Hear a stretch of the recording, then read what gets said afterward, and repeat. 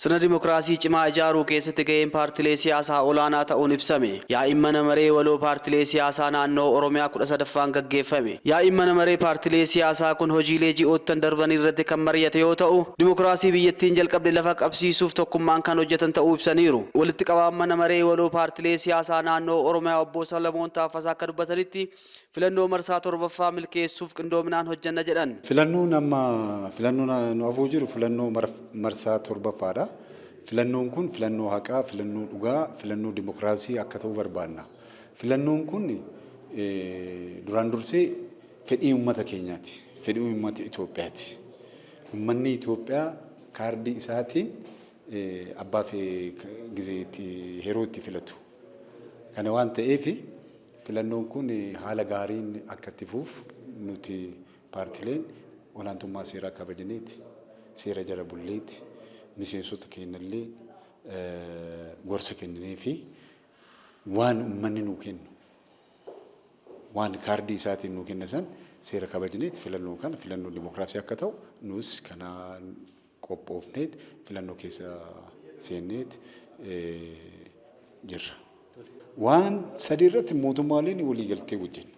Tokkoffaa nagaa irratti nageenyi keenya. Biyyi tun biyya keenya.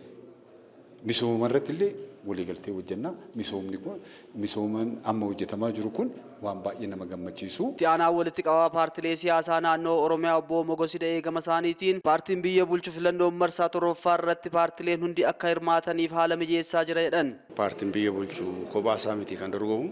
Paartileen hundumtuu keessatti dorgomanii murtee uummataatiin aangoo qabamuu qaba kan jedhu jennee waan qabuuf asirratti ciminaan hojjechaa jirra. Keessumaa kana hojjechuudhaaf haala mijaa'uu uumuudha tokko.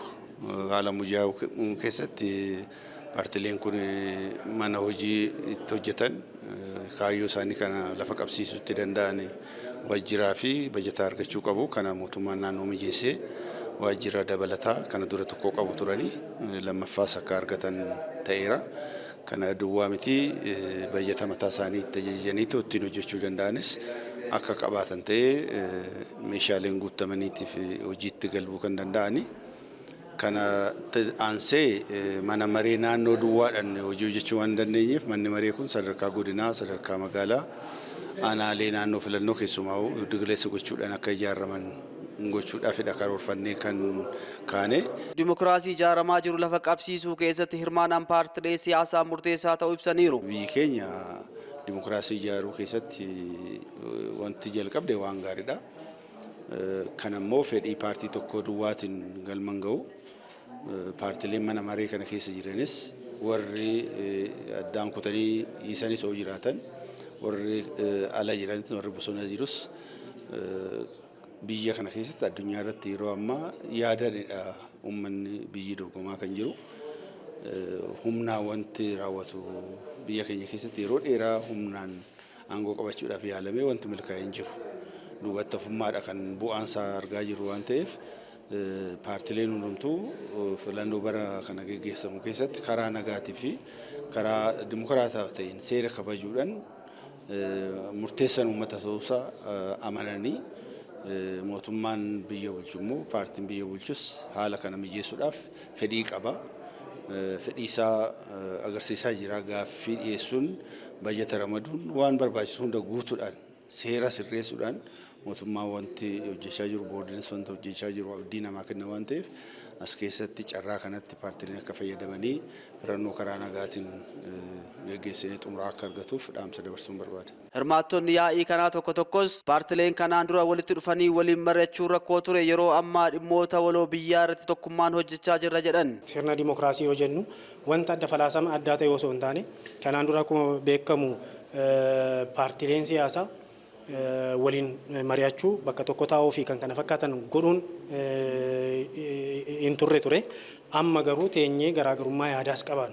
Rakkoon hin jiru uummata bakka buune of duuba godhachuudhaan teenyee mari'achaa jirna. Rakkoowwan jiran yoo ta'e immoo bulchiinsa mootummaa naannoo hooggantoota waamuudhaan rakkoon qunname kana rakkoo kana maaf furmaatan kennine kan jedhu sirna dimokiraasii dagaagsuu keessatti deemaa jirra.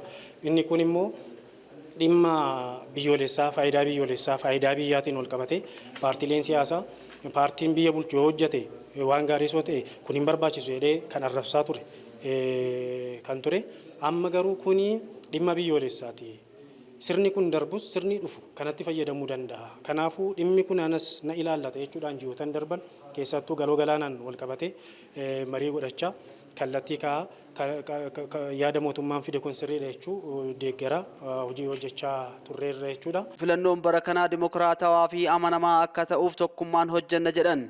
Milkaa'ina bara filannoo bara kanaatiif akka paartii keenyaatitti akka paartii tokkummaa biyyaalessaa Itoophiyaa hojii hojjechuudhaaf murteessinee jirra.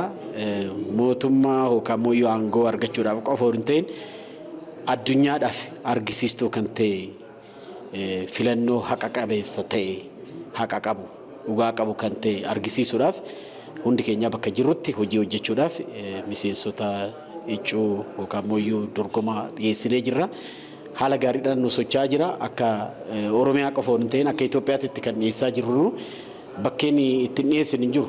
Aangoo argachuudhaaf qofa hin ta'in Dimookiraasiin biyya keenya irratti dagaaguusaa argisiisuudha wanni bu'aan isaa waan guddaan kan jedhu ejjennoo waan qabu filatamnee filatamuu baanne kun anummataati.